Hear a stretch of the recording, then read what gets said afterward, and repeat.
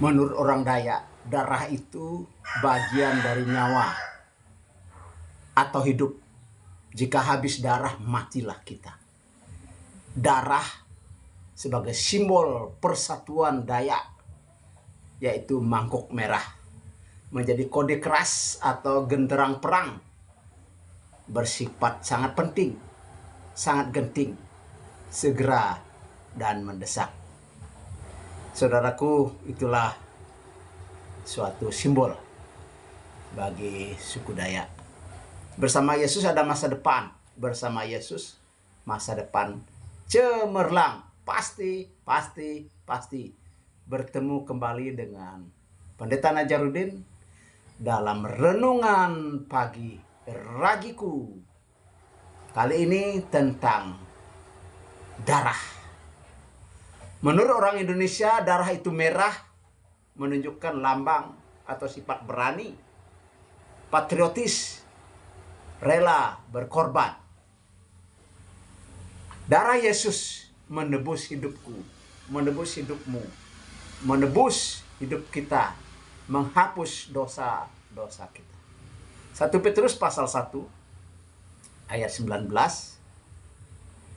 Saudaraku yang dikasihi oleh Tuhan. Tapi kita baca mulai dari ayat 13. Sebab itu siapkanlah akal budimu, waspadalah dan letakkanlah pengharapanmu seluruhnya atas kasih karunia yang dianugerahkan kepadamu pada waktu penyataan Yesus Kristus. Hiduplah sebagai anak-anak yang taat dan jangan turuti hawa nafsu yang menguasai kamu pada waktu kebodohanmu. Tetapi hendaklah kamu menjadi kudus di dalam seluruh hidupmu, sama seperti Dia yang kudus yang telah memanggil kamu. Ayat 16, sebab ada tertulis, kuduslah kamu sebab aku kudus. 1 Petrus pasal 1 ayat 17, dan jika kamu menyebutnya Bapa, yaitu Dia yang tanpa memandang muka menghakimi semua orang menurut perbuatannya, maka hendaklah kamu hidup dalam ketakutan selama kamu menumpang di dunia ini. Ayat 18. Sebab kamu tahu bahwa kamu telah ditebus dari cara hidupmu yang sia-sia, yang kamu warisi dari nenek moyangmu. Itu bukan dengan barang yang fana, bukan pula dengan perak atau emas. 1 Petrus pasal 1 ayat 19. Ini menjadi intinya. Melainkan dengan darah yang mahal, yaitu darah Kristus yang sama seperti darah anak domba yang tidak bernoda dan tak bercacat. Ia telah dipilih sebelum dunia dijadikan, tetapi karena kamu baru menyatakan dirinya pada zaman akhir. Oleh Dialah kamu percaya kepada Allah yang telah membangkitkan Dia dari antara orang mati dan yang telah memuliakannya, sehingga imanmu dan pengharapanmu tertuju kepada Allah. Karena kamu telah mencucikan dirimu oleh ketaatan kepada kebenaran, sehingga kamu dapat mengamalkan kasih persaudaraan yang tulus ikhlas. Hendaklah kamu bersungguh-sungguh saling mengasihi dengan segenap hatimu. Karena kamu telah dilahirkan kembali, bukan dari benih yang fana, tetapi dari benih yang tidak fana, yaitu firman Allah yang hidup dan kekal. 1 Petrus pasal 1 ayat 19. Darah adalah kombinasi plasma dan sel-sel yang beredar di seluruh tubuh. Fungsinya, cairan ini memasok zat penting seperti gula, oksigen, dan hormon ke sel dan organ di seluruh tubuh. Darah juga mengangkut limbah-limbah bahan-bahan kimia hasil metabolisme dari sel-sel tubuh. Tidak sampai di situ, darah juga berperan sebagai pertahanan tubuh terhadap virus atau bakteri yang bisa menimbulkan berbagai kesehatan serius. Saudaraku, darah penting sekali. Darah terdiri dari dua bagian, yaitu cairan atau yang cair dan yang padat. Loh, kok ada yang padat ya? Nah, separuh bagian darah yang berbentuk cair disebut plasma. Yang terbuat dari campuran air, protein, dan garam. Yang padatnya terbuat dari sel darah putih, sel darah merah, dan trombosit. Nah, itu maksudnya ya. Volume darah dalam tubuh manusia diperkirakan mencapai 7% dari berat badan. Misalnya, saudara 60 kilo, berarti 0 kali 0,7 kali 60. Berarti darah dalam tubuh Anda yang 60 kg itu adalah 4,2 kg. Darah Yesus yang mahal. Kamu telah ditebus. Darah yang suci, darah yang berkuasa. Fungsi darah dalam kajian teologis. Darah domba. Konsep Perjanjian Lama melindungi dari malaikat pencabut nyawa, menutup dosa orang Israel. Nah, itu fungsinya dalam Perjanjian Lama. Ada domba Paskah, di mana darahnya itu dioleskan di ambang pintu, dan ketika malaikat lewat rumah orang Israel, malaikat itu tidak singgah, tetapi lewat. Maka disebut Paskah, artinya lewat. Maut lewat, kematian lewat. Ya.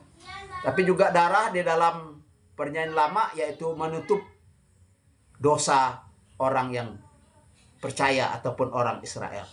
Sedangkan darah Yesus sangat berkuasa. Saya ulangi lagi. Darah Yesus sangat berkuasa. Kuasanya apa? Menghapus dosa. Menghapus dosa manusia menjadi bersih. Menebus jiwa, roh, sehingga kita diselamatkan. Menebus hidup kita sehingga kita jadi orang yang berguna, ya. Berguna bagi Tuhan dan berguna bagi sesama. Dan fungsi yang keempat darah Yesus melindungi dari kuasa iblis. Melindungi dari kuasa iblis. Saudaraku yang dikasihi dan diberkati oleh Tuhan. Kita lanjutkan fungsi darah. Fungsi darah, Yesus tidak menebus dosa kita. Nah, perhatikan, Yesus tidak menebus dosa kita. Yesus menghapus dosa-dosa kita agar kita orang berdosa menjadi suci, menjadi bersih di hadapan Allah. Yesus menebus jiwa. Yesus menebus roh kita agar kita diselamatkan. Yang ikut Yesus mendapat tiket masuk surga. Tiketnya yaitu iman atau percaya. By the faith. Kendaraan masuk surga lewat pesawat anugerah. Lewat kasih karunia Allah. By the grace. By the faith. By the grace. Saudaraku. Nah, refleksinya untuk kita. Kalau darah Yesus itu menebus hidup kita, menyelamatkan kita, maka kita harus menghargai darah yang mahal itu. Korban yang sempurna itu. Darah anak domba Allah yang suci itu. Refleksi yang kedua. Di samping kita menghargai, kita mengakui darah itu sangat berkuasa. Yang ketiga, kita harus menerima, kita harus percaya kepada pekerjaan penyelamatan lewat penumpahan darah di atas kayu salib. Menolak cara-cara lain yang ditawarkan yang tidak pasti. Ya. Keempat, refleksi yang keempat, kita menyerahkan diri kita, mempersembahkan diri kita, hidup kita, talenta kita, karya kita, harta kita kepada Yesus Kristus dan pekerjaannya, pewartaan Injil. Saudaraku yang dikasihi dan diberkati oleh Tuhan. Refleksi yang berikutnya. Bukan berapa lama kita hidup di dunia ini, tetapi apakah hidup kita itu sia-sia atau berguna. Tadi dikatakan menebus hidup kita dari hidup yang sia-sia. Hidup yang sia-sia itu yang bagaimana? Hidup bagi diri sendiri. Hidup mengejar kenikmatan dunia, hedonisme. Kejar kenikmatan dunia. kepuasan mata, kepuasan telinga, kepuasan mulut, kepuasan seksual, dan sebagainya, dan sebagainya. Sedangkan hidup yang berguna adalah hidup yang mengasihi Allah, hidup yang mengasihi dan hidup bagi Allah, hidup yang memuji dan menyembah Allah, hidup yang memberitakan segala kebaikan Allah. Hidup yang berguna adalah hidup bagi sesama, saling mengasihi sesama, melayani sesama satu dengan yang lain. Saudaraku yang dikasih oleh Tuhan, kita pernah mendengar lagu Bukan Dengan Barang Yang Fana. Bagus sekali lagu itu yang dipopulerkan oleh Nikita.